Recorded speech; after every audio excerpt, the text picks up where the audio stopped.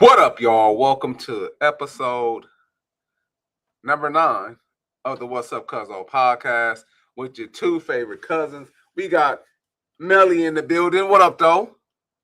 What's good? What's good? Party people in the building. Fantastic Friday. Excited to be here. As you know, Friday is one of my favorite days of the week. As we made it through. Appreciate you. How you feeling, cousin? And we got Marco in the building. Hello. How you guys doing? I'm doing good. It is a great day. It is the first day of spring, from what I understand. But that heat, that heat was like, hey, we in summer. We trying to get to summer. I'm like, Yeah. hey, man, slow Yeah. down. Right. Slow down a little bit. Mm-hmm. Man, so things have happened. And as always, things gonna happen every single day. It's called life. That's how we live it. It is life. You know what I'm saying? Claude and what was his name? What was Ray. Martin's name? Ray. There Ray. you go. Claude and Ray. Mm-hmm. Yes, sir. So Mm-hmm. we're gonna go ahead and run through the stuff. We got TSA. Hey, Cass is starting to quit, man. Hey, we can't really blame him either. You know, no money coming in. You know, I ain't got no work for you, No money, no honey. man.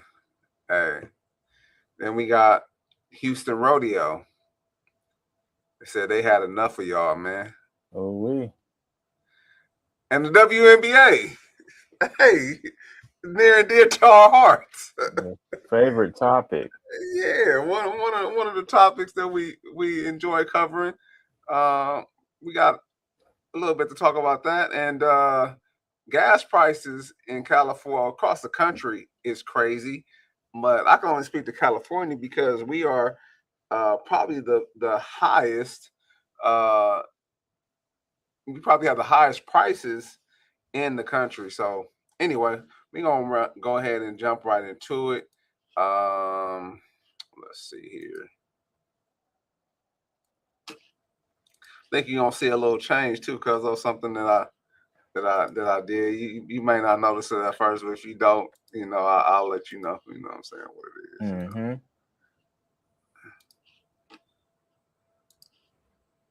Oh wait, what are we doing here? All right, here we go. Is it sharing? Oh, it is sharing, but not on the share where I don't need to share it.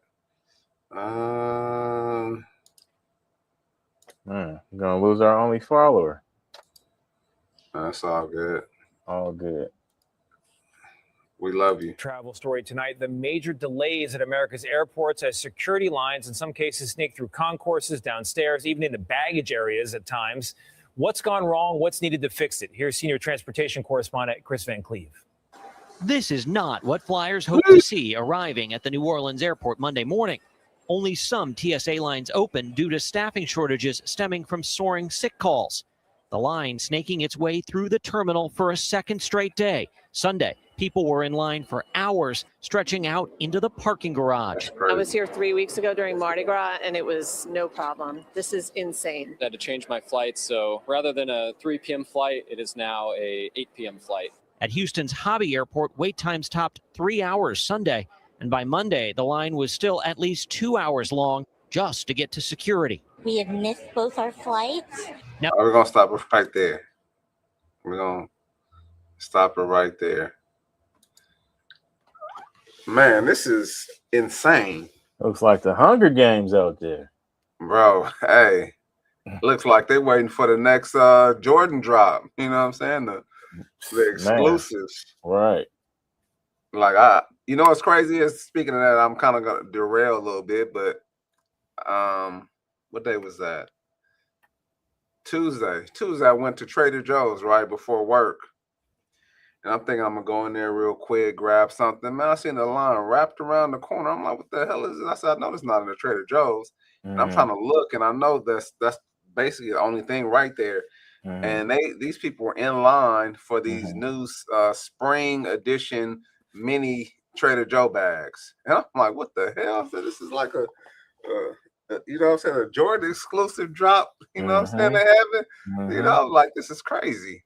And so I asked a couple people, I said, what are you guys in line for? Oh, the new Trader Joe's bags are coming. I'm just like, man, this is Crazy. insane. Virality. Everybody's tapping into it. They for sure. And from what I hear, like some of these bags, I mean, they're exclusive. They were exclusive actually. But also I hear that people are selling these bags like online, Of like they're course. reselling the bags. I'm like, man, Of it's course. like, yeah, I didn't see any value, but I mean, it's not about me. Like somebody didn't see the value in gold at one point, but it's worth money now. You know what I'm saying? Right. Some people didn't see the value in a lot of things. So I just thought it was interesting that was going on. Thought it was crazy. Actually, I'm not even gonna lie. It wasn't interesting. I just need to get in the store and get what I wanted to get and leave. Luckily, they said, okay, if you're coming for the bags, then you go in this line. You know, but if you're going to shop, you go in this line. I was like, okay, perfect. So I was able to go in there and handle my business. But anyway, back to TSA. So this thing is being caused because of the government shutdown that's going on. This is the second government shutdown in in the last few months, and it's amazing to me. And we talked about this. Why is it that the pockets of the people who are the first line of defense, why are their pockets being affected by this? But then you have the people who are not doing their job and who can't come to a decision, they are allowed to still get paid. And so for those who don't know what I'm talking about, so you have the like TSA agents and other groups of government groups that are basically not getting paid. So some of them a lot of them are working without being paid, and you see how it's affecting, the airports and travel and things like that. But then you have the politicians, the people who are supposed to decide on a budget. They're supposed to make a decision on how we are to move forward, and they're supposed to not allow these things to happen, like TSA not being paid correctly or paid on time, and they're dropping the ball. I guarantee, and this is not even I don't have no skepticism at all when I say this. I guarantee if there's a clause where those officials don't get paid until they complete what it is that they're doing, creating a budget, I guarantee you it'll get done a lot quicker than this. It'll get done before the deadline. But because this is not affecting their pockets, they're going to drag it out as long as they possibly can. And so it's unfortunate because I know a lot of them, experienced this before. And I hear some people say, like, what if, you should be saving for this. You should be, proactive and saving, your money. What if you just got a job? What if you didn't have a job for a long time and you just got a job and you didn't have the opportunity to save? What if you were already saving for a situation that you encountered somewhere else and you come right into this expecting to get a regular salary, and now you get hit with the shutdown again? And guess what? You know what? There are some people that was probably not being smart with their money. And I heard that some of them, and they have to do it again now, but I heard some of them were taking out loans and things like that to help, supplement things or help move them along. They were doing other means. They were getting credit cards and all kind of things like that to help them supplement. And I know they got a lump sum, and then they got some extra money from one of the officials from from the government. And I know some of them tricked that money off. Some of them say, you know what, I'm going to extend out these payments that I got to pay back. and I'm gonna trick this money off that they gave me. Now for y'all, hey, that's y'all bad. But I just feel kind of bad for the people that have to travel, that need to travel on a regular basis. Like the line is all the way in this particular airport. I mean, other airports I've seen this too, I think in Texas as well. But the lines are in the parking structure. That would cause me to stay home. No vacations for the next few months until we get this taken care of. That's crazy.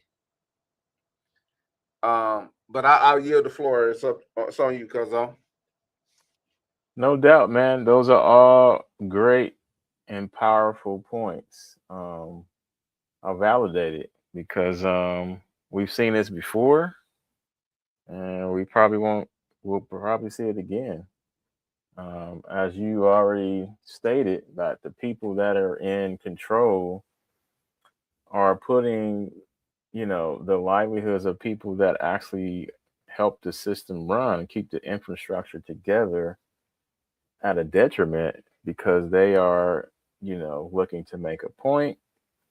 Um, they're using these as bargaining chips. They're using this as kind of like a hostage situation because you're not only holding the people that work rely on this income for their livelihoods, you're also putting the people that use travel every day, which is the biggest industry in the world. People don't understand travel. International travel is the number one industry in the world. It's over $10 trillion, and it's only going to grow. So at this point in time, we kind of see, some things happening here. There's a few different things that are happening here that people, I think, kind of miss because they are inside the system and they're consuming, what's going on. They're reacting to what's happening, what's going on. But if you understand infrastructure, if you understand system, if you understand the term, the long game, they're doing this all for a reason. At the same time, which we'll get into, a little bit later, you have gas prices going up. So those prices are also affecting, the airplanes and their fuel costs, which I'm thinking like they're using jet fuel. Like, why is that even affecting them? Ain't like you putting 87, in the plane and then you rolling out or 91. Like, I don't see how that affects, but I guess it does. That's something that I have to look into. But for the most part, when you're working a job and you have a government job, most of the time people feel secure. They feel safe because the government is going to always be up and running. Yeah, you'll have shutdowns here and there, but for the most part, throughout the years, the government has always come back, taking care of people, replenishing their funds if they've lost out on time and money. So for this point in time, I implore people to kind of look at ways and means that they can kind of continue to strategize because this is what it's about. It's about your strategy. You already know what the game is. This is a game. So if you're playing it and then you find a treasure chest and they give it to you and you just trick it off, upgrades, whatever, new gear, you in 2K, 26, and you just at the court, you fresh, but your skill level is trash. Yeah, you're gonna be getting kicked off the court really fast, and they're gonna be talking about you through the mic. So it's just kind of like you have to put yourself in a position to where if something happens, then you'll be okay. I can take off 3 to 6 months if work is not working the way I want it to for me and it's not beneficial for me and my family. Okay, then I can take off. I can do something else. These days, a lot of times people think in the now, in the moment, and that's understandable because we all do. It's been that way for some time. So, not to go off on a tangent, the TSA was put in place because it was for a reason of control. It came through 9/11, pretty much. That was the response to that happening. So as you put this in place, the government now has control over, certain security measures, people going through travel. They can see who coming in and coming out. So it's supposed to be a good thing, but it's not for the American people. This is for another different reason. So there's layers upon layers as to why things happen. And I think once people start asking those questions to kind of dive deep into the situation, you start to kind of get the real answer, not just the surface stuff. So shout out to those people, having to go through that, because it's definitely tough. I can only imagine if I'm just working and not getting paid. Oh yeah, I ain't gonna be there very long. I'm gonna have to throw you the deuces and go find out, or go find where the money is gonna be able to come from, because you can't eat on hopes, dreams, and promises. You can't. That's a fact. I can't eat off of, we hate Trump, and we shouldn't allow him to get in there, and this is happening because this president is in there. I just hear it all day, and people be saying it slick and sideways, and I'm like, you just have no idea. Like, you are so reactive, you don't even know it, and it's unfortunate. But I just say, oh, okay. And people ask me stuff, and I'll be like, well, if you want my real answer or opinion, I can give it to you, because I'm not just going to give it to you on the surface, because that's what the news tells you. So when I talk to people, and then it's like, but yeah, but such and such and such, it's like, it's not a but, this is what it is. So you need to look into this, and this reason, and not what they tell you to look into. This is the distraction. The other stuff is what you should be looking into, as to why things are happening the way they're happening. So I tell people, I don't pretend to know everything, but what I do is tend to look into things, and that's what people should do. And that's how you gain, insight. And that's how you develop new ways of looking at things and developing your own thought process. So when things happen, you don't just emotionally react to anything, which is a war, which is gas. I tell people all the time, I've been putting 91 in my cars 4 or 5 years now. So I've been practicing. I've been practicing.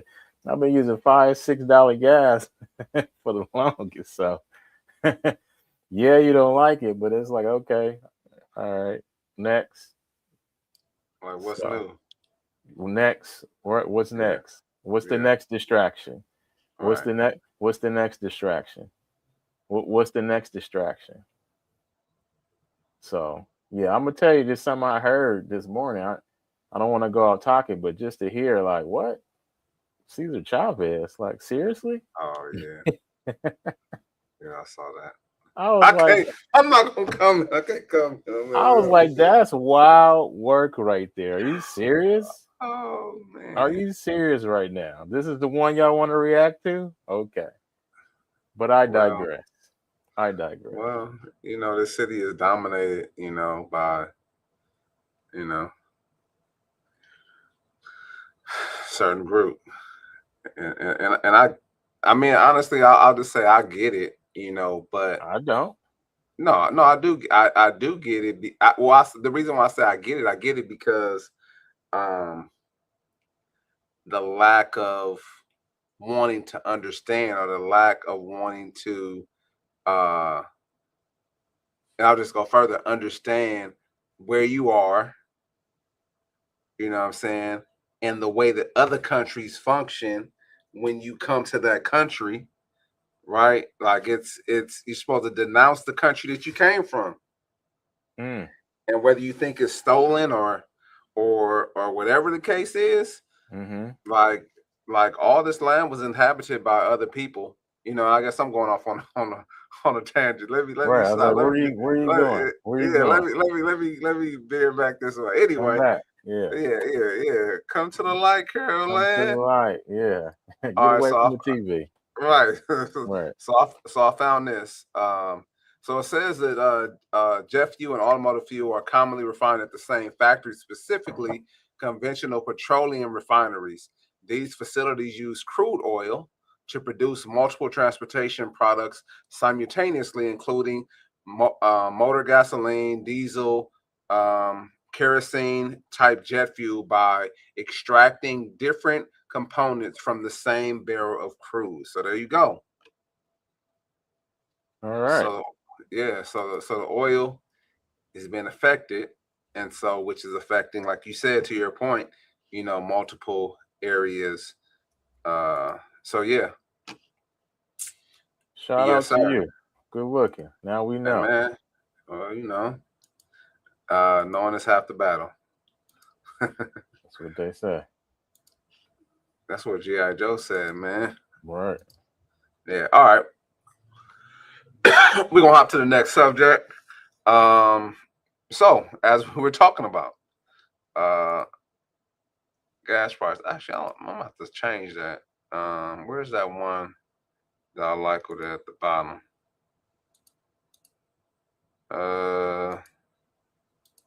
There we go. That one right there. All right, let's run it. Joining us now is Patrick DeHaan, head of petroleum analysis at Gas Buddy. Thank you so much for being with us this morning. Thanks for having me. I think a lot of people have questions here as to why we're seeing these prices spike, why they're spiking here in California. The national average up more than 80 cents in just a month. Can you explain why the Strait of Hormuz has such an impact here, despite about 65 to 70% of oil used in the U.S. being domestic? Yeah, first of all, the Strait of Hormuz is probably the most vital waterway on the planet when it comes to oil shipments. 20 million barrels, or a fifth of the world's total oil supply, goes through the strait on a daily basis. And now, because we've seen attacks already happening on vessels in the strait, all those vessels are basically now parked, anchored, waiting for some improvement. And every day that goes on, we lose out on 20 million barrels of oil that would be flowing through there to countries like China and India. Now, as you mentioned, a lot of that does not end up in the United States. It goes to areas like Asia. But for the same reason that housing market values don't go up just on one street or in one neighborhood, but generally in an entire area, is the same reason that we are also subject, I should say, to the prevailing price of this global commodity. Home prices go up in larger areas across the US and across the world, and oil prices not too dissimilar in that higher oil prices are impacted everywhere, not just in the United States, regardless of where that oil may come from. Now, here in California, we know gas costs about $1.50 more than the national average. So $2. can you break down why it's so much more costly here in the Golden State? California has a lot of regulatory environments that kind of push the price up. We have the cap and trade program in California, essentially refineries having to buy credits to produce gasoline, diesel, and jet fuel. As you mentioned, you have the high gasoline tax. There are other programs as well in California. The CARB, the Air Resources Board, mandates a specific blend of gasoline just for California's consumption. And now also this year, of course, there's been a lot of coverage on refineries that are permanently shutting down, given these guardrails and how they've limited California refineries to operating their business. Another refinery, the Valero refiner in Benicia, just shutting down within the last few weeks. So a loss of refining capacity is probably one of the biggest issues, along with what we're experiencing globally. And that is putting California on the roadmap. Now, Washington also. I'll stop that right there. Thank you, my fine guy, my fine white fella. Cuzzo, you want me to go first, or you want to jump in? Man, all I heard was blah blah blah blah blah blah blah blah blah. Man, yeah. What? So, we all know if we're in California, we've always had the highest gas prices, and I know, our president would say, gas prices are down, and I'm like, where? I ain't saying it. You know what I'm saying? But I have to be transparent and objective. I was able to see other people's gas prices across the country, go down. And he kind of the guy, I forgot his name already, but he mentioned that the Strait of Hormuz, for you guys that don't know, it's the basically the body of water overseas where Iran, they control it, and so supposedly, this has affected our gas price. And this is just me. I think he's wrong. That's just in my humble opinion. I think that there was tactical steps made before we actually stepped foot over there because this stuff was already thought out. Prior to going in Iran and assisting Israel with that fight over there, we actually tapped into a resource called Venezuela. Trump said that there was so many hundred barrels of oil that was received from Venezuela in the city of Houston, and it's being refined.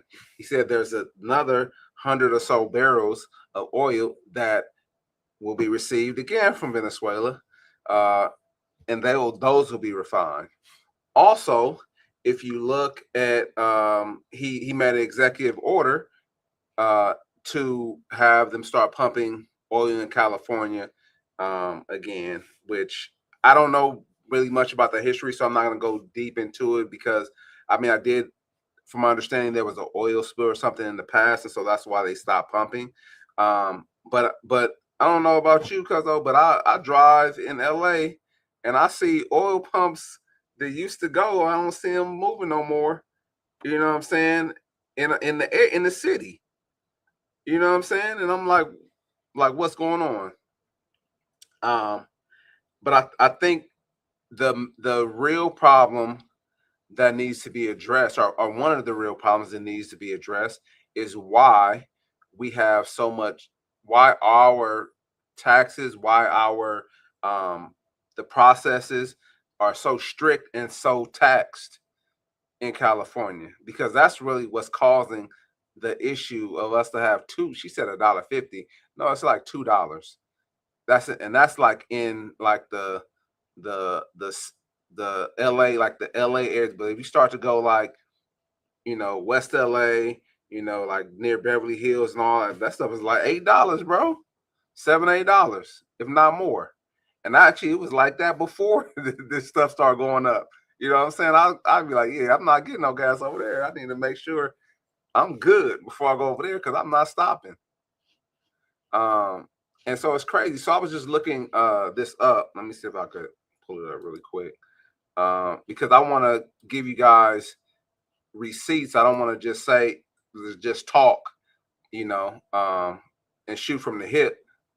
But if you look here, hopefully you can see that. It says as of July 1st, 2025, California has the highest gasoline tax in the United States with a state excess tax, what is that? Excess tax, whatever, of 61.2% per gallon. So you're telling me that 41, you can't see it, Cuzzo? Barely, No. yeah. Okay, let me try to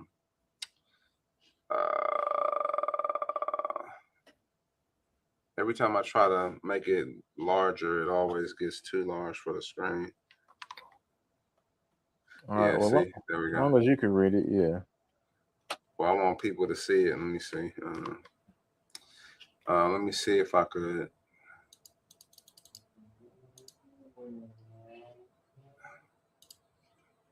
See. When I let me see one more time. Let me try it again. All right.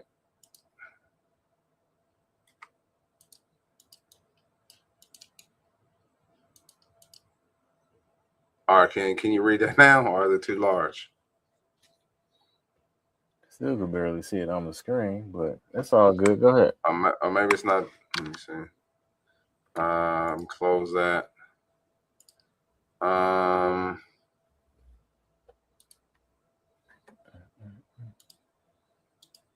What about now? Better. Yeah, that's better. Okay, cool. Let me. All right, perfect. Okay, so there's a 61.1% tax per gallon. So for every dollar that you spend, 61% of that dollar is taxed. Mm. When federal taxes, state taxes, sales taxes, and environmental fees are added, the total tax burden on California drivers is often close to 90 cents per gallon, which is insane, bro. Yeah, that's crazy. And then there's other regulations that are tied to this. special cleaner fuel blend that adds additional tax to it, limited refining and market isolation. Like, here's a gas summary. So that's 61% tax per gallon. Then you have the state and sales tax. Then you have the federal tax, and then you have the environmental fees. So all of this is what's causing our gas to be a lot higher. And actually, we're going to talk about,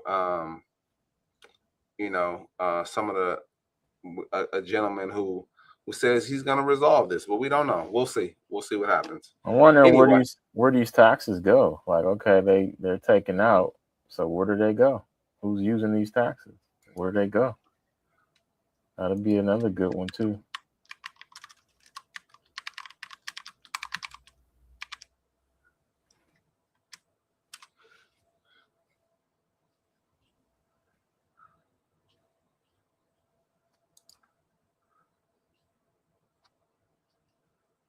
There you go. Where does the gas tax money go? the revenue generated from the gasoline tax, roughly 7.6 to 8 billion annually, is predominantly aimed at transportation infrastructure. Yeah, right. Almost cussed. Oh, yeah, the road repairs, that never gets done. Local street and roads, those never get done. Transit and public transportation, yeah, they're expanding that. Maybe, yeah. Active Active transportation. yeah, Funds are used buses. for projects like bike lanes and pedestrian infrastructure. Backfilling bond debt is probably more so that. Probably. Why was I saw Karen Bass out in the streets filling potholes? Why is she out? Why is she out there filling potholes? And what does that have to do with anything? That means you on top of it. I'm gonna get out there and do it myself if I have to. Like, that's well, PR. what I'm saying is that what I'm saying is if she's out there filling potholes, why is this money says that it's going to local streets and roads, and it says a significant portion is passed down to the cities and counties for local transportation projects. Like what are those projects? Is that part of the filling the potholes and fixing our roads and stuff like that? Because it's a lot of jacked up roads in this street. I mean, in the city, and that don't seem to get fixed, or they get fixed and they're back the same way again. But anyway, man, I'm not gonna. This is recorded, so y'all can go back and see it. So I'm gonna go ahead and let Cuzzo share. So you. Yeah. I mean, like I said earlier, when I was listening to it, it was just blah, blah, blah, blah, blah. To me, it's just like the way that they have things is all done by design, to continue to siphon, purchasing power from people, keeping people in such a way that they have to depend on the system. So if you can't put gas in your car, then okay, I'm going to have to use public transportation. Strange things are happening outside this daycare. So if I have public transportation, then now I have to, depend solely on that. Then now you're depending on the government still, or you're depending on the infrastructure. And for some people that's good, but some people that's bad, because we know how big California is. You want to drive wherever you want to go, really. You're not trying to take public transportation. For some people, it makes sense because they live, in the valley, certain areas, there is trains there that can take you from certain areas to downtown, so we understand that works for some people, but not all people. So, and I just think too, having all the cars that we have on the road with the smog and with the, infrastructure that's currently in place is completely outdated, for what we have. I kind of liken it and think about what Texas has done. Texas is really, really big. So every time I go there, I kind of see like their freeways, boy, they're always building new freeways, new on passes, off passes, overpasses. And I think that's something that California needs to do because they have more people coming here visiting. So that's something that they should be focusing on. not trying to build a high-speed rail train. They should be fixing the infrastructure here that's outdated. Here, the system is solely outdated. So you just keep adding stuff to an old system. Yeah, you're going to have problems. And then you have people that are in power who are totally out of touch because they're not listening to people. They're doing things the way that they see fit. So however they fitting this money in their pocket, then that's how they see it. Or fitting the money in somebody else's pocket, or siphon it out of the system. Because there's enough money, save or coming from taxes to make every road in California brand new without having any issues. There is.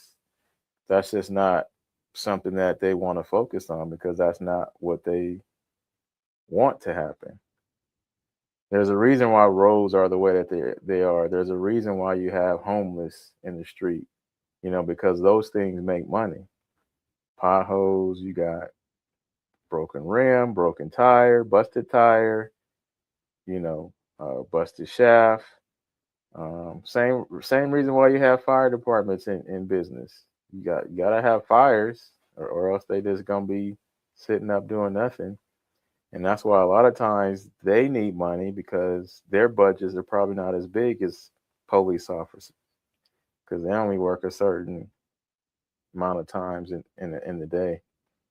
But I digress. And I just think like California is going to get to a point to where it's going to be one of the highest and worst states, which is already on that path. And in order for it to turn around and make a change, system-wise, it's going to have to take some drastic things to happen, And we are far from that because we still haven't hit, the lowest point yet. Everybody still wants to come here. Yes, a lot of people has left here, but there's still people coming here because you meet new people that are not from here every day. I see things happening here that didn't normally happen here before. People coming in wanting to do this and do that. I was like, that's not our culture. That's not American. You bringing something from somewhere else, and yeah, that's not what we do here. But that's fine. That's just part of it. We already know what the actual agenda is. Is to deflect, is to make sure you're not paying attention, is to have you emotionally react to things that are going on. But hopefully our podcast is helping you understand and learn through these conversations that you have to ask questions and you have to intentionally look into things, because everything is given to you at surface level because they don't want you to think about it. So we'll continue to pay this high gas price, until it goes down, which is probably going to be around whenever the next election cycle is, because that's usually how it happens. Right. So the prices are high because they're going to blame it on the war. And then they're already asking for more money. Like, we need $200 and some odd billion to keep doing this. Okay. And that should tell you, that should tell you is like, where's that money coming from? Since we're in debt, but people don't understand that money is not real. They can just print it up, give you a number. Here you go. Man, print me some, man. Man, well, I'm telling you, listen, it could be that simple. They can solve everything, or they can keep everything, unsolvable. That's how they stay in power. Man, that makes me think of a song by Lauryn Hill. It could all be so simple, but you'd rather make it hard. Hey, man, listen, don't get a strike, all right? We don't want to copyright. Is that Lauren singing? No, that was my cousin. Might give me a strike for sounding terrible. Like, don't be dogging a song like that. Like, that was my cousin. I know he sounds good, but don't stall us out, please. Man. So yeah, we'll like I say all the time, we'll just have to see where this thing goes. Like, when is it gonna stop? Hey, that's it. Hey man, shout out to the job, man. I'll pull up at the gas station. It's like under $5. I'm like, hey, let me fill this thing up before y'all start to raise the price. Oh, let me stop. Oh, I'll stop in here again. Let me see. Oh, y'all didn't go up yet. Oh, let me fill this thing back up. Let me come back. Let me come back. Yeah. So anyway, that's enough about that, man. Shout out to our local officials, man, for keeping gas prices high. And shout out to the distractions. But anyway, on to the next topic. Oh, this topic is near and dear to our hearts, or to my heart. I don't know, because we really care. Let me see. All right. Let's see. The WNBA. The show may go on. Let's see what they got to say. No sound.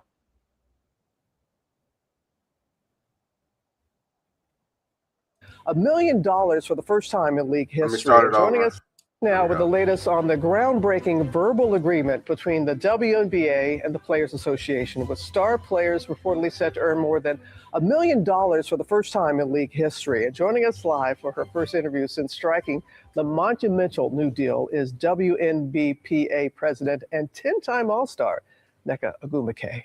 So good. Now we can exhale, because you had fans holding their breath. This has been called a transformational deal, and in so many ways it has been historic for women's sports. Just talk about how important this is and what this means to there's not a lot of details that I can share because we're still trying to finalize the term sheet. But we've been able to kind of preempt the players about what it is that they're going to be voting and ratifying, and that includes increases in obviously salary, minimum, average, and max. It includes retirement benefits, specifically something that reflects our appreciation for those who came before us and our legends. And I mean, we wouldn't be here without people like you, without so many of the players that have created this league that we're in today. And it wasn't just about the salary benefits. So you did want to get paid what you were owed, for sure. But it's housing, other aspects beyond salaries? Yes. No, I think she's just been on the news for a long time.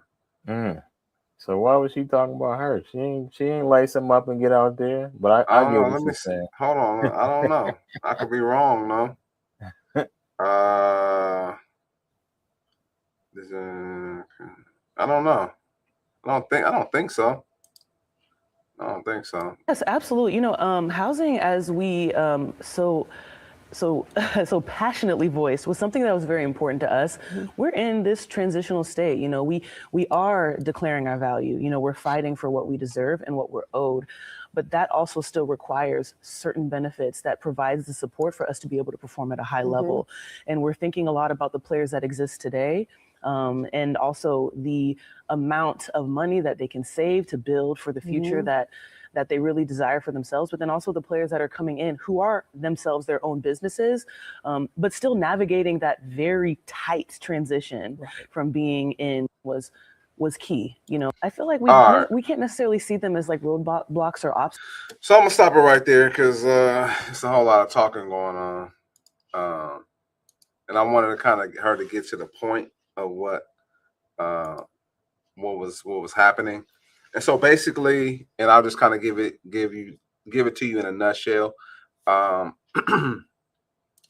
They have basically sat down, they talked about terms, and now those terms have to be voted on by the players and by the league. Okay. And so I know you're probably like, what are those terms? Let me see. Let me do this. And I have like a brief description of what some of those terms are.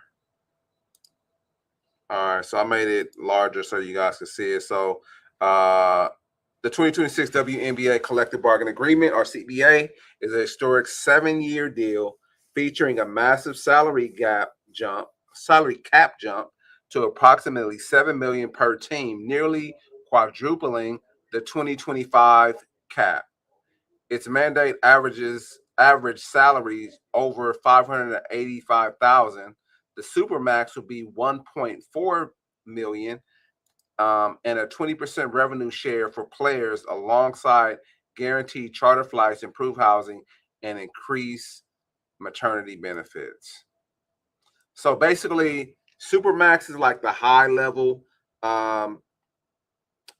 contract for players. So like your players like the MVP of the league, she'll probably see like a Supermax deal. And then like the average player salary, I'm sorry, not average, but that's what they say. Like the average player salary would be close to 600,000.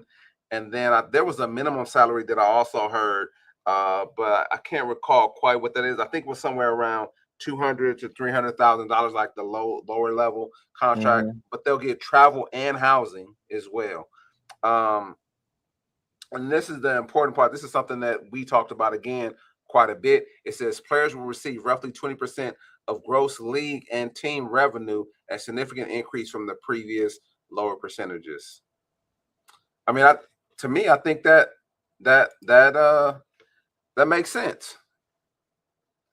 It's based on league revenue and growth. Like that's what I was talking about. And maybe they got it preemptively, but I think a plan needed to be set into place so the expectations can be set and they wouldn't be going back and forth, with this whole agreement, and the league could start.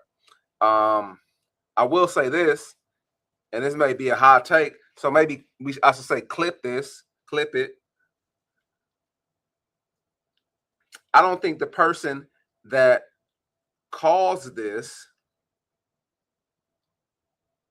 will get any credit for it. And y'all could, throw darts at me if y'all want to. But y'all wouldn't be here. And let me say this: there were people that came before you, but somebody who put a sign out like, we're here, we want more, we're becoming more skilled, was Caitlin Clark. She's the one who got the buzz, and like I said, that's hot take. Y'all might not like it, but she's the one who brought more buzz to the league. Her and Angel Reese, I have to be 100%, ain't her and Angel Reese, but Caitlin Clark was the one that people were talking about, before she came to the league. I heard about her before she came to the league. A lot of these women I hadn't even heard about, like, until I started actually to maybe turn on the game, which was rare. But I guarantee, that she won't get the credit for it. And she's probably not saying, "Oh, I'm the one that did it." But if you are realistic, we talked about being objective. Like, if you're objective, she's the one to put a spotlight on the league. People were watching her college games because they wanted to see her play. People were waiting for her to get drafted to see her play. Her games were damn near, if not sold out, Indiana Fever games, not the other games. Viewership for those other games weren't there, but for her games, when they played, hey, they wanted to see her play. And so I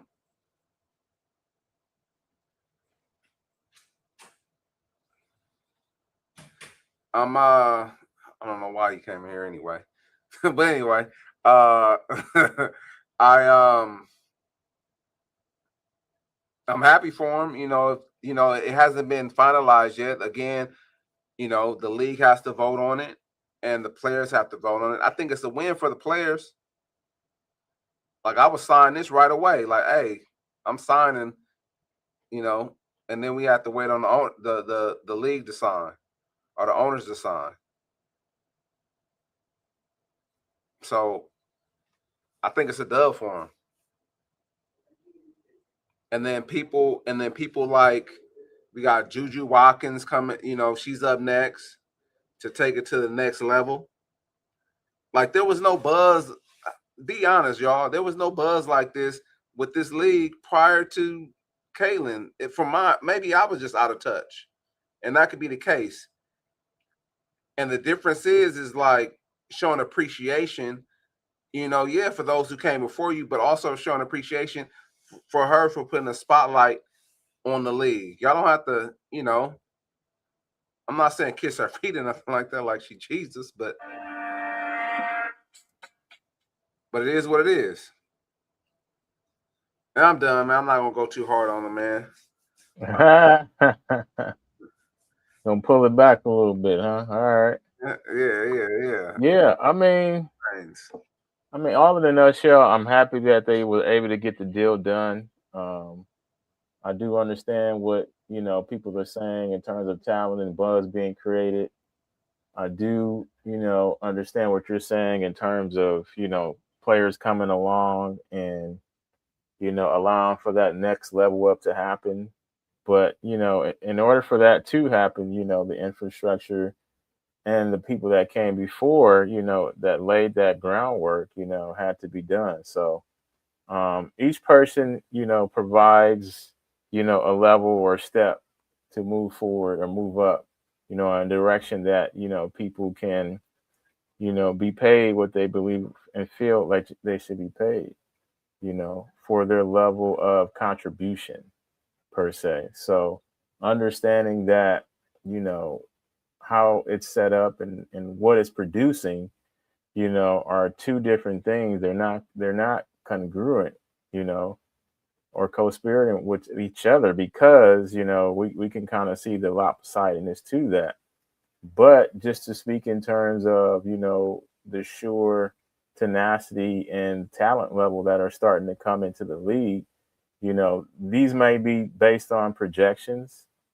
A lot of times when people get contracts, say like the NFL, it's based on, what you did and what your current numbers are, and after that, usually there's a decline that may come for a player or it can be sustained to where you keep getting your money's worth. So it's all about the players that you are paying this money. You want these players to be draws or, your best marketers in terms of their level of talent that brings people, into your arenas or into, people being a fan. It's a give and take. It's not just one side. It has to be, levels of things happening for this to make sense.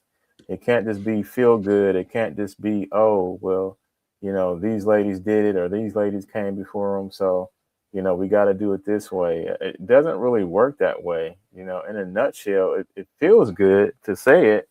But again, we want to make sure that this makes dollars and cents. So how they set it up and how they did it, is definitely going to be beneficial, I believe, for everyone.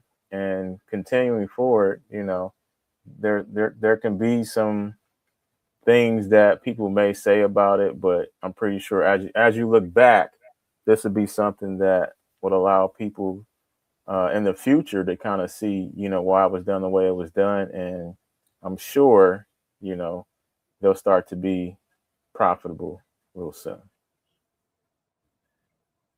Yeah. We'll see. We'll have to see. The problem with that is that the people, a lot of the people that are advocating for them, are some of the people that play in the NBA or that are males.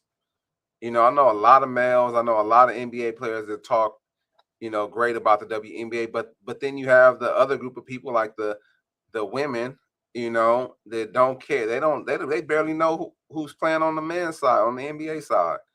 And so, they need more people like willing to watch their games. And I think, and the reason why I said that Caitlin was a step up because the game and the product didn't look as great. And I'm gonna just be honest. And like maybe she calls them to step up their game. Like Asia Wilson was balling, you know what I'm saying? But then if for those who paid attention, when Caitlin Clark came into the league, she was throwing her teammates passes up the court. She was dropping dimes to them, and they was dropping the ball out of bounds. Like, she had a gang of turnovers early on, because of that. I mean, if you think about it, if you look at the NBA, before Magic and Bird came into the league was terrible. The league was terrible. They were on the verge of closing. If you want to look it up yourself, you can. But the league was on the verge of going down, like closing the league up, closing the league down, shutting it down, because the product was so terrible. But when Magic and Bird came, they turned things around. And so, and then you have Michael Jordan come right after him. And so that's something that, that's what I'm referring to. There were people that came before Magic and Bird. You got Wilt, you got Kareem was even there. You got Jerry West, all them cats. Like, they're legends. You know what I'm saying? They're legends. But somebody had to take the mantle and move it forward. And so that's all I'm saying. But I'll say this last thing. That's not all I'm saying. I'm lying. The last thing I would say about it is that I think the thought process before, was, we need money because we were profitable. And I think the expectations were unreasonable because you had been unprofitable for all these years. And so it's like, hey, we need to make sure we maintain and continue that progress. And so I think setting it up to where it's tied to revenue growth, it makes sense. So I'll just leave it at that. But anyway, man, shout out to the WNBA, man. Like, honestly, I hope you guys come to an agreement and the vote is, in your favor. And we'll see what happens, man. Hey, you're going to have a lot more WNBA players flying people out. You know what I'm saying? Hey, minimum salary $600,000. Hey, you can fly a couple people out, Hey, come meet me in my city. I'm playing out here. Hey, come pull up. Yeah, when I get done playing, I want you in my hotel room. Anyway, man, on to the next thing. Man, I'm going to try to cover up. Let me see. I'm going to go here. Let me do, no, not that one. This. Hold on, why didn't it? And I told myself I wasn't going to respond to the negative comments, but I'm going to put this out there because I'm going to defend myself since I'm getting so many nasty, hateful, and really mean comments.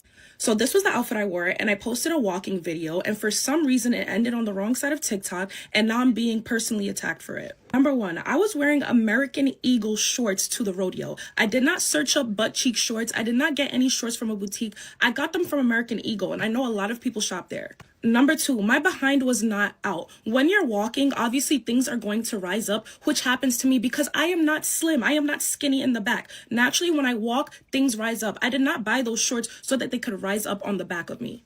If we want to actually be specific, I sized up in those shorts. Those shorts were created by American Eagle like that. I usually wear a size 4. Those shorts are a size 6. And I'm bringing the receipts. These are the shorts, and as you can see, it is a size 6. So I had sized up in these shorts because I didn't want them to be too short. This was my first time not only going to Houston, Texas, but also going to the rodeo. I had asked somebody who lives in Houston, Texas, what I should wear to the rodeo. What are the kind of things people wear? They told me shorts, a top, cowboy boots, and a cowboy hat, which is exactly what I was wearing. I did not intend to be there to disrespect anybody's family or think it was a family event and that's the way I was going to dress there to be disrespectful. No, I just wore that outfit to the carnival and had a great time. Got on rides, I got food, and nobody had a problem when I was there. So crazy though, because I bet y'all if another woman who probably didn't have the same shape as me or wasn't the same color as me was wearing the exact same outfit, you guys would not feel the same way. And like I said, it was my first time going to the rodeo, first and last. But you guys could have easily educated me nicely without, trust me, before you say something, come and make me seem like I'm created by American. All right, so I got one other thing. Let's see. Where's the outfit? Oh, she showed. Hold on. Okay, she showed it at the beginning. Let me see. Size. I don't care what anybody says, but right there. And for some. Right there. Let me see if I could. Oh, dang, it won't get no larger than that. It's just spinning. I don't see nothing. Huh? Oh, right there. Yeah. Okay. Yeah. Nothing wrong with that. I mean, looks like she has some thick legs. Well, yeah. Well, there's another video where her cakes is out in the back. Oh, like okay. the underbutt is showing. She's trying to play victim. Okay. Yeah, so I'm gonna play this right here. Videos of people talking about the Houston rodeo that, first of all, are not from Houston, not Houstonians, probably just started going to the rodeo in the past, few years, when it has become hype to the, the TikTok and the social world. But let's start here. First of all, the Houston Livestock Show and rodeo did not just become a big event. Let's start there. We have been going, a born and raised Houstonian, been here my whole 35 years of life. I've been going to the Houston rodeo since I was a kid, okay? This event has been a big event for eons. You have the real cowboys and the real cowgirls who come from all over the world to participate in the real events. The events that we don't go watch, like the bull riding and the things like that, where they actually get paid for them. So this is not an event that just became popular. It just became popular in the social world and the Black Heritage Night and the, all this other stuff. But the way, I ain't gonna say other people, because it's Houstonians and it's the out-of-towners that have come and made this shit be something that it had never been. Like, the rodeo had never gave ass out. It never gave that. The rodeo never gave put on your sexiest, most revealing, slutty cowgirl outfit. Like, it never gave that, bro. Like, it's never been that serious. The rodeo has always been a family-friendly event, okay? Yes, as a Houstonian, we do pick a day when we all get together. We go without our children. We go experience the stuff that you can't do with your kids, like, ride the big rides and eat all the food and, drink a little bit. We do. But again, the rodeo has always been a family-friendly event. So the fact that them people had to implement a dress code, it is freaking ridiculous, but I'm 1000% with it. Yeah. So I'll stop it right there. So from, you heard it from her, that because of some other individuals dressing a certain way, the Houston rodeo, they have implemented a dress code. And, I can't say anything because I've never been. Me neither. But from what I hear, it is a family event, and it's been a family event for years. So you have children around, and there's certain attire that is kind of expected to wear. Of course, you wear cowboy, cowgirl stuff, but then, it was taken to the next level this past weekend. And so you have people, in, to her point, sluttiest attire, and it's just me. Like, if I guess if you ask, she said the first girl says that she asked someone, that has gone, to the rodeo, like, what do you wear, to a rodeo? And I don't really know. I don't really know, like, what that person's perception was, or what information she gave her, outside of you wear some shorts or stuff like that, or and boots, etc., and a hat. But like, did she say don't wear shorts that have your cheeks hanging out? I wish I did have that video somewhere. I couldn't find it again though. But the girl, they showed her full video, and her butt cheeks was hanging out. And it was said that some kids were looking, like, befuddled, what I'm saying, because of what a lot of these women were wearing. If it was me, and I wasn't sure. Honestly, I would Google it. I would look it up. You know what I'm saying? And I did look it up, but the thing is I saw a lot of people that don't look like us, that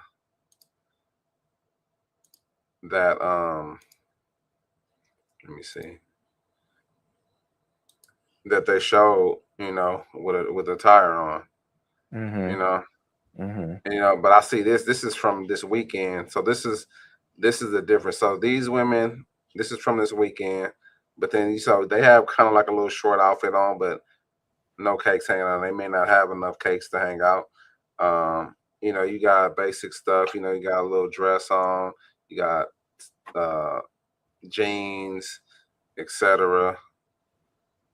And this is from this weekend also, because I saw this video on Twitter.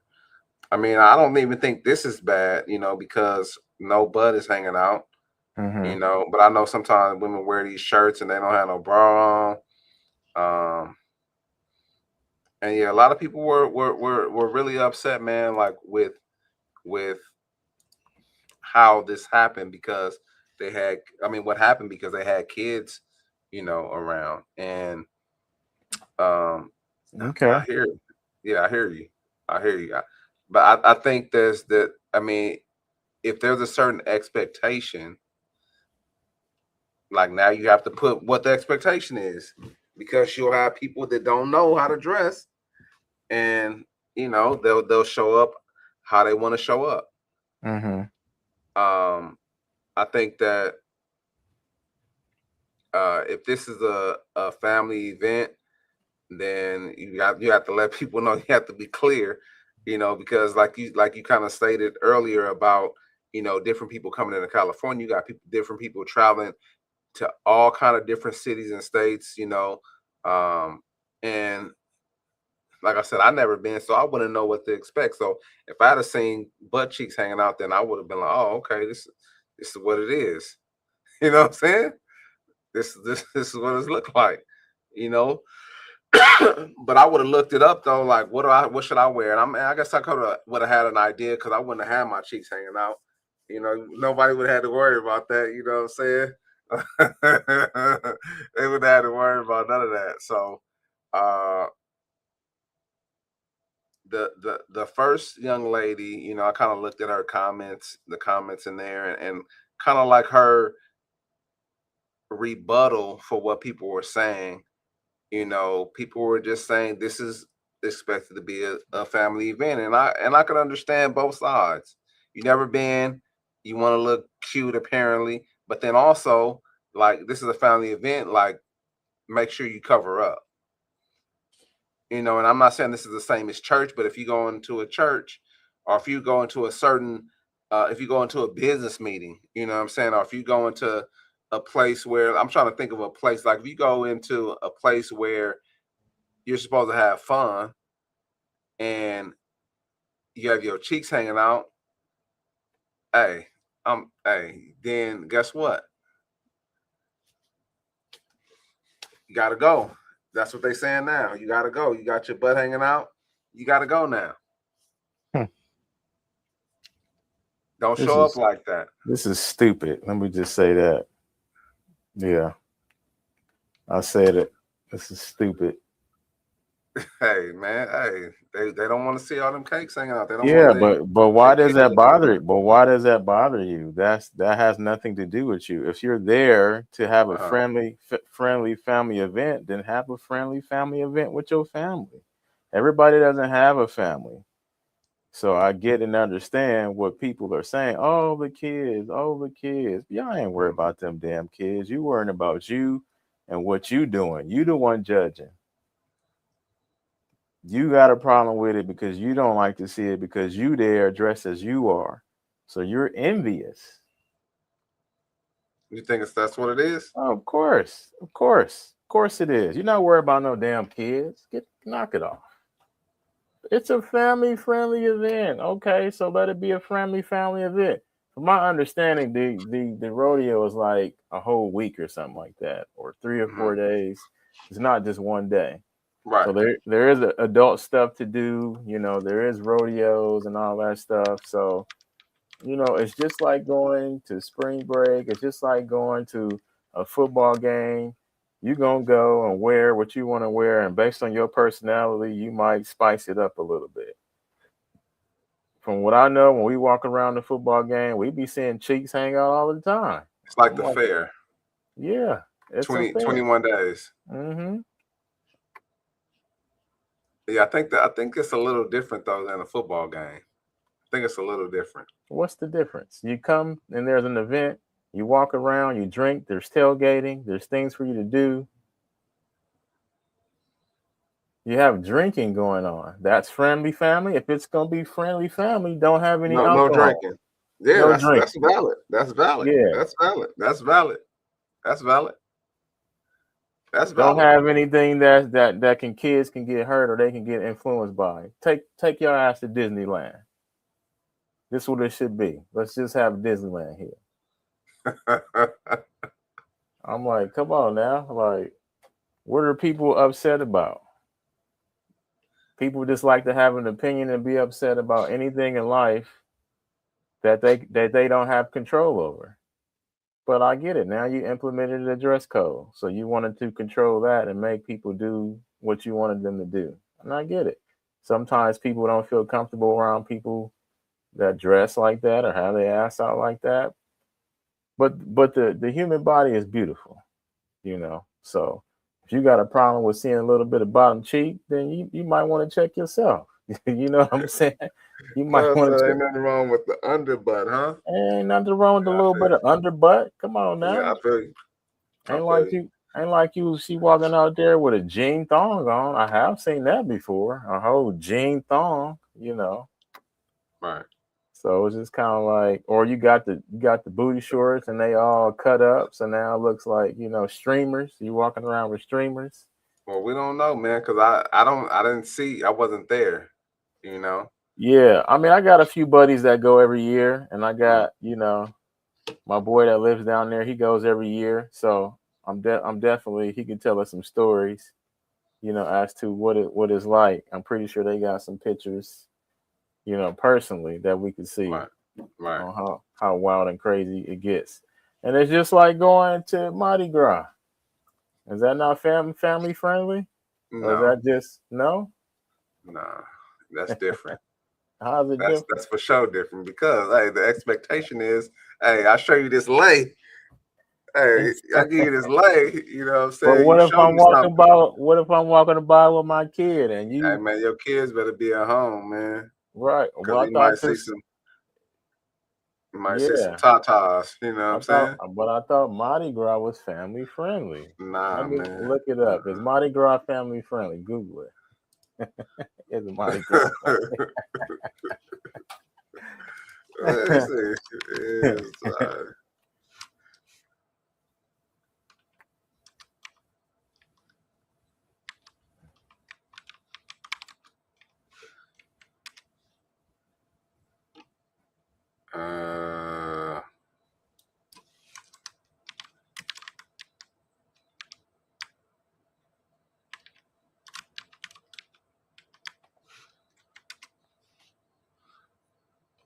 Sheesh.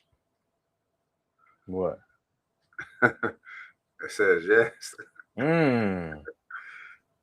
Mardi Gras in New Orleans. Yes, Mardi Gras in New Orleans can be very family friendly, provided you avoid the chaotic Bourbon Street area.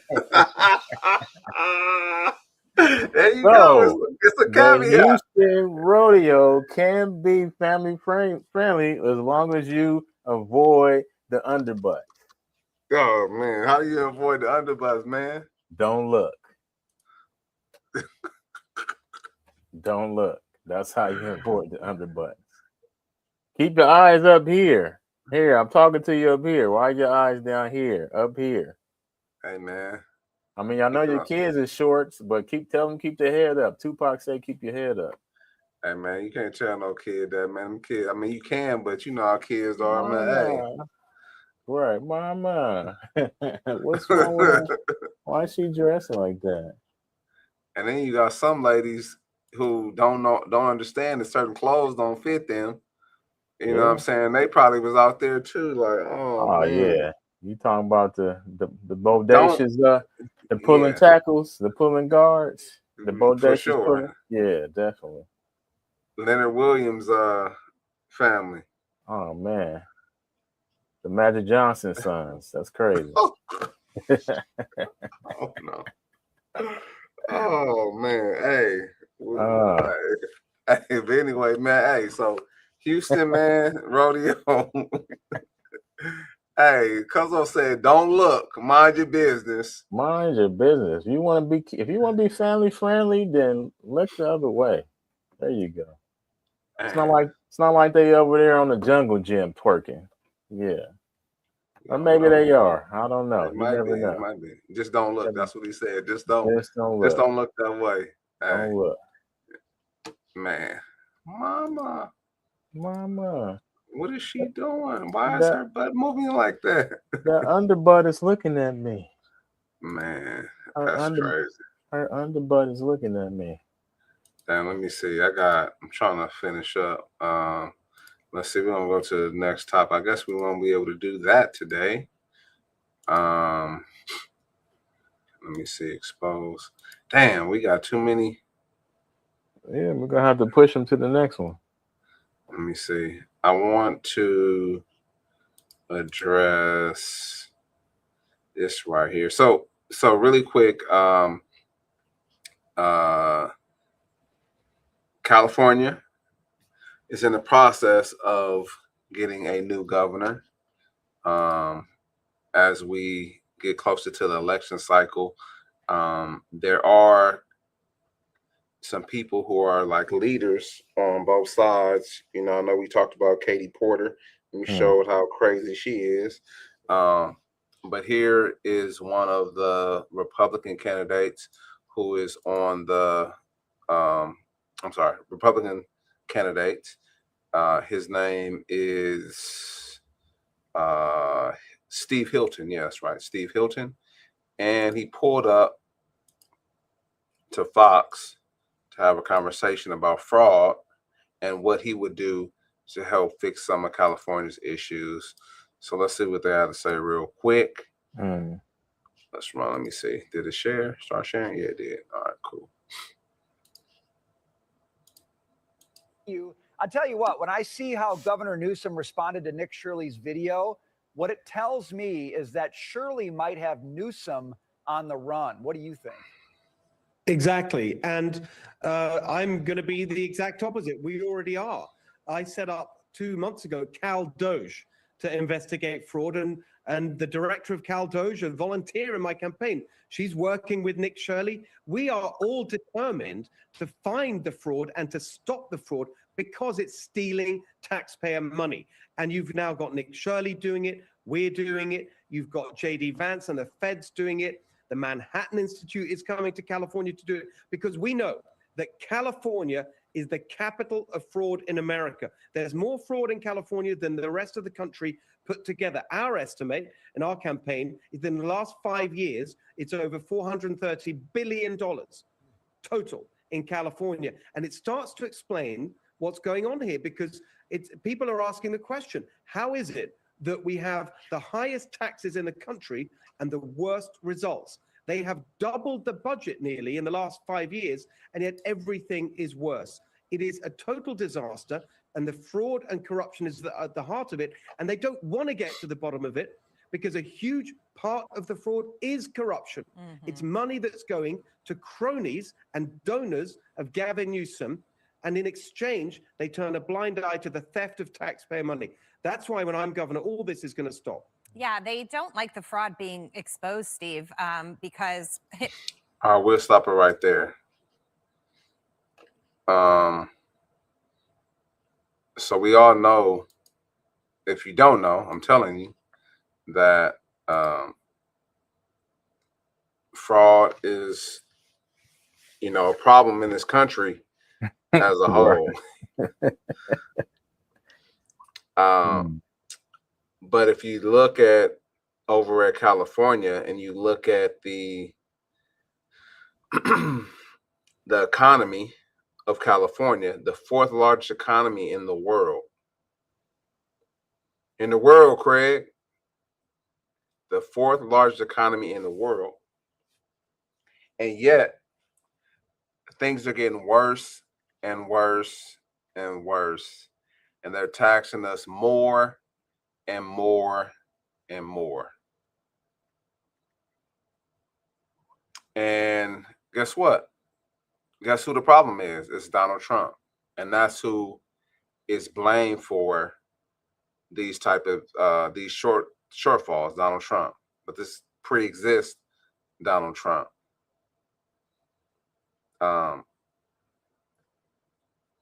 There's a couple things that came up. You know, Gavin Newsom, one thing he said, you know, we talked about this, I think, last week, that he was gonna, you know, he was considering spending $19 million of taxpayers' money to promote a healthy California or a better California because it was receiving negative publicity. Cuzzo brought up the high-speed rail that he was in charge of implementing that never, you know, got built. I think the parking lot got built. That was it.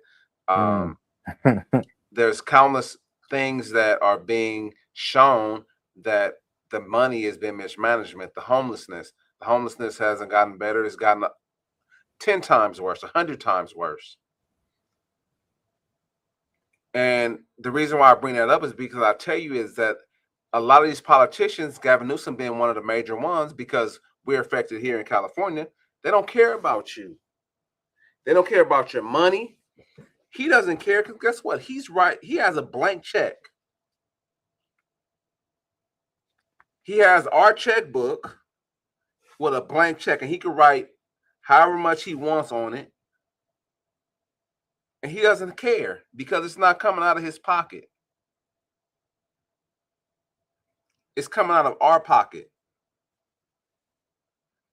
And I looked at Steve Hilton's policies, and he's a legal migrant, so he went through the process. He was illegal, right? And so he went through the steps to become a legal citizen, like the correct way.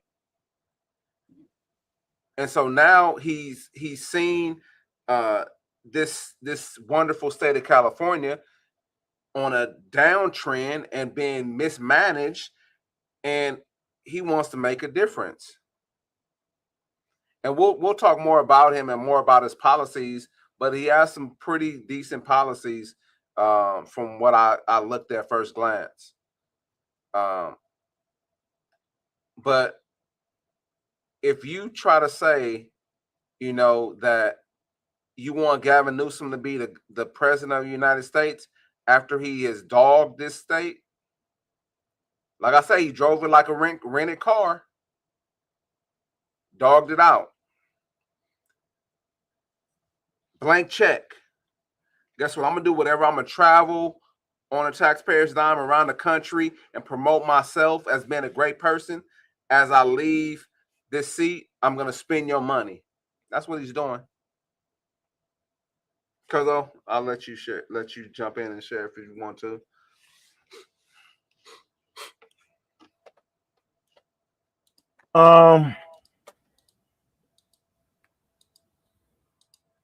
I'm really just like over like politics, to be honest. The system in terms of how politics are done, it needs to be eradicated. We need to get back to a republic form of doing things, not a democracy.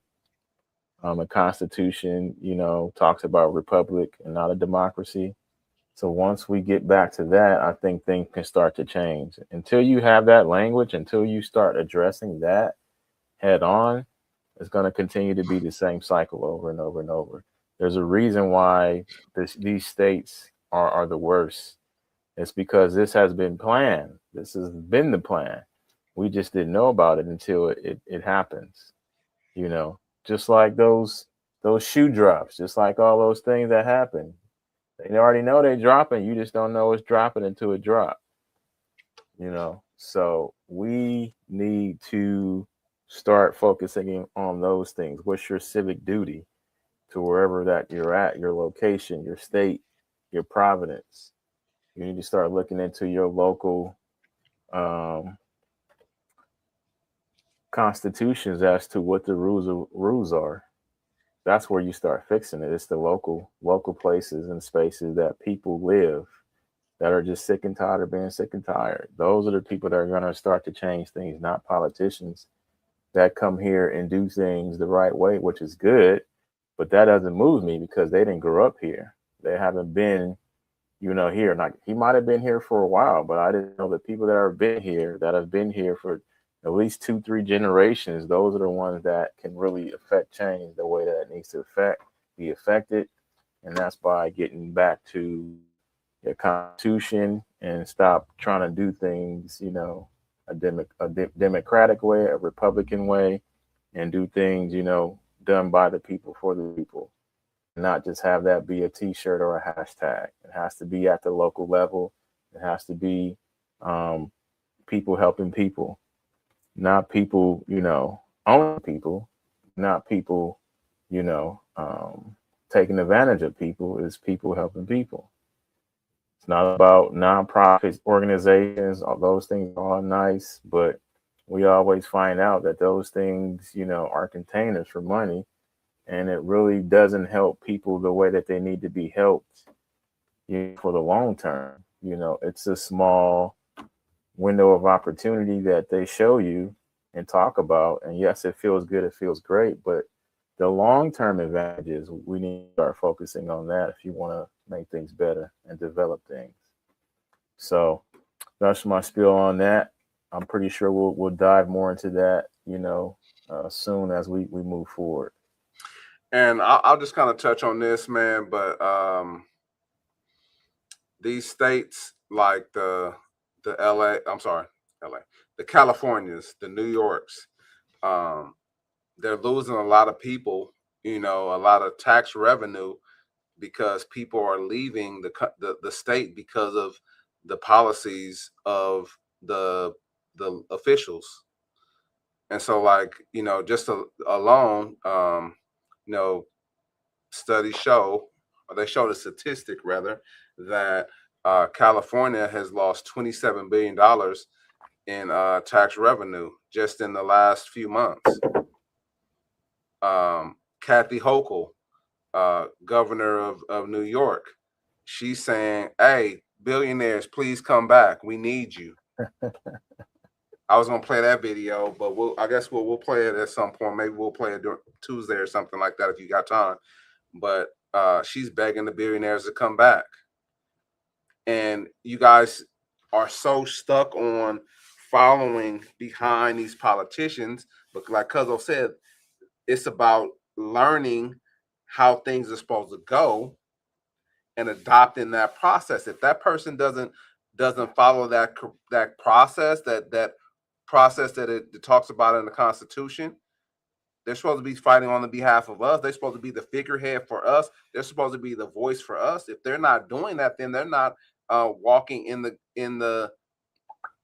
they're not following the proper process. And we need to get those people out of there.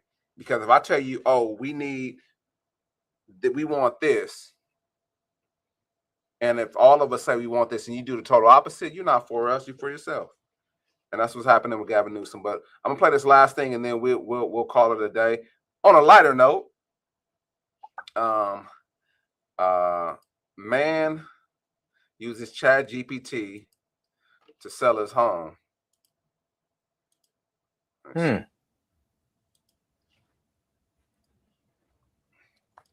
his After 15 years in his Cooper City home, Robert Levine decided it was finally time to sell. But instead of contacting a real estate agent, he turned to the power of the prompt. ChatGPT. I really wanted to challenge myself to use AI for the entire journey, not just piecemeal, every step along the way. The married father of 3 says he used artificial intelligence for everything: the planning, the pricing, the marketing, even the paint. We repainted a couple of rooms in the house because ChatGPT said that's where you're going to get the biggest return on investment. The most important thing it did for us was build out a timeline. Here's when you need to start packing your house. ChatGPT helped Robert design the marketing materials like his open house handout and the online listing, then told him how to get his home listed on the MLS, the multiple listing service, scheduled his showings, and suggested the best day to list his home. We ended up listing on a Tuesday. Turned out to be terrific timing. And I think within the first 72 hours, we had 5 offers on the home already, which was tremendous. The Levines still held the open house scheduled for that following Saturday, but by Sunday morning, 5 days after listing their home, they had a signed contract. A contract generated by, you guessed it, ChatGPT. It's shout out to him. Cutting out that middleman, man. Hey, so this is an example of using artificial intelligence to enhance your life, right? To help you become more productive, to help you, become better. Because like they said, he did pretty much the whole process. And I mean, a lot of people that I talk to are scared of it. They don't want to use it, but they're going to be left behind. There was a series, man, where, called Left Behind series. I don't know if y'all saw that, but, the rapture had happened. And people looked up and, some cats was still here. And they was like wondering where all my loved ones go. You know what I'm saying? They was left behind. And this is not quite like that, but it is quite like that because you're going to be lost. You're going to be like one of those old people who don't understand technology. But for you, it's going to be, I don't understand how to correctly write prompts for ChatGPT or Gemini or whichever one you use, Claude, and to how to be more productive.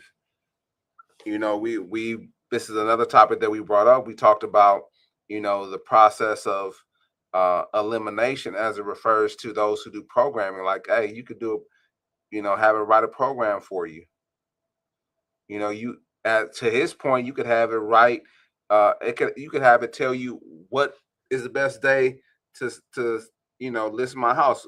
What color should I paint this room?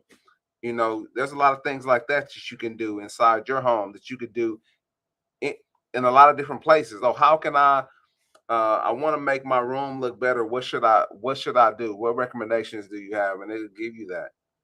You know what I'm saying? Of course, the prompt will be a little different than that, but I'm not here to teach you how to do prompts. But yeah, that's dope. I thought it was very interesting when I heard this. And then, so normally you have a lawyer write up the papers, and then you have and then the lawyer presents you with the papers. He was able to cut that out because all he had to do is he had ChatGPT write out the papers, and all he had to do is just have a lawyer oversee him and make sure it was good, and that was it. So he was able to cut out a large percentage of what he would normally have to pay some other individual to do it. Hey, I'm with it. Cause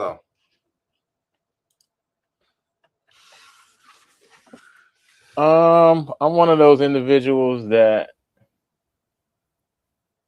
has used AI, has studied it, currently using it, currently studying it, and as Cuzzo said before, I see it as a tool to use and a tool not to be used by. So I want people to understand what it is. It does not replace thinking, because if you can't think for yourself and put prompts into the system, you're only going to get generic information, and you can spot it, a mile away, because it's formatted, how it's set up. You can see, how the breaks and the language, how it cycles, how it puts it together. You can understand what it's saying, but you can also understand that it's formatted. So people should start to learn how to use it, because it's going to be one of those things that they implement in everything. They've already started to do it. Now you're just hearing more about it. So the more you hear about it, just understand they've already been doing it. So you don't want to not get involved with it or not engage with it, because if you don't engage with it, then you're going to be one of those people that today with technology, they don't know how to work it or don't want to work it. Something simple as a cell phone, text messaging. These are all basic things that a lot of people don't know how to use or don't know how to, interact with. The reason why I can say that, my auntie is one of them. She's like, she doesn't know how to text. So, that's something that I, get to teach her when we have time or when she has time, show her how to do, just send a basic text. Hello, how are you? I'm fine, thank you. Just basic things. So, automation just gives you and take care of those things that, you don't have to put too much money in, that you used to have to do it. And it's fun for a lot of people, but if you really understand it and understand, what you can do with it, it can put you light year ahead of everyone else, like 90% of the people, because they either heard about it, they either playing with it, and they don't even know what to do with it. So I'm glad that he was able to go through that process and sell his home using AI, because now he can teach others how to do that. That's a business model. You can sell ebooks, because people, I'm sure, want to keep more money in their pockets, because if you're using a real estate agent, yeah, that's money out of your pocket. You That's can an write. app he could create. Because an app you could create, I'm pretty sure he will. There's a lot of different, systems and software that you can do that with. So if this is on, if they're doing a story about this on the news, trust and believe, these people are already making that happen. For sure. So again, when you hear about something on the news or you hear about something trending, it's already you too late. You too late. So choose something else. But yeah, I'm enjoying learning stuff with AI. I've been working with it. I'm actually working on Claude right now, trying to learn that, because I was just getting used to ChatGPT. Like, I use that every day, and the whole thing with the government and the Pentagon, everybody switching over, which I understand. So opened up Claude, trying to get used to doing code work, because I was working with that stuff a lot. I was actually gonna do, engineering, So it was just kind of like, now I have to kind of relearn some things over. And you really don't have to have a technical background, because you can do stuff like vibe coding, prompting, engineering, so you just have to learn just the process, the format. That's all. But yeah, automation is one of those things I'm really interested in, because with life, if you can automate your emails, automate answering emails, automate, if you're on social media, creating content, all those things, help you in that process, because you don't have to sit there and type every input. Right. The large language model actually learns your voice in terms of how you speak, tones, habits. So anytime you want or post something, that actually helps, with that. So I mean, what you guys don't realize too is that this has been going on for a long time, longer than we actually probably know about ChatGPT and Gemini, because, like you talked about habits, you wonder why, when you go on Instagram and you see something that you talked about, or you see something that you searched up a while ago, now it's on your feed, it's tracking your patterns. And that's you know what I'm saying? Artificial intelligence is doing that. And there's a difference too. You have like AI, like you have modeling, you have generative AI, you have all these different facets of it. It's not just all robots are going to be taken over. No, it's not. It's not all of that. It's not that. It's multiple different areas in artificial intelligence that we get to learn about. So, like I said, shout out to him. I thought it was kind of dope that he did this. Yeah. And just start with the basics, man. They got YouTube University. You know, you can always pull up a YouTube video and find out like what is what, how you get started. And actually, I probably need to start. I need to download Claude, because I haven't played around with it. I usually use Gemini. I was using ChatGPT before, but I haven't used that actually in a long while. But anyway, man, any closing remarks, Cuzzo? Yeah, man, as always, I appreciate you, Cuzzo, for getting us set up, taking care of us, man, and putting together things the way that you do. Shout out to all the listeners out there. We appreciate you. You know, hit that subscribe button, hit those likes, get in the comments. Let's engage. Let's go back and forth. Let's have conversation. And yeah, tell your friend, tell your mama, tell your auntie about us. We all Cuzzos, we all family. So let's make it work. Let's make it happen. Peace to y'all. And what you got for them, Cuzzo, on the way out? Yeah, so man, firstly, shout out to y'all, man. We close to 50 subscribers. We got 48 subscribers. We, you know what I'm saying?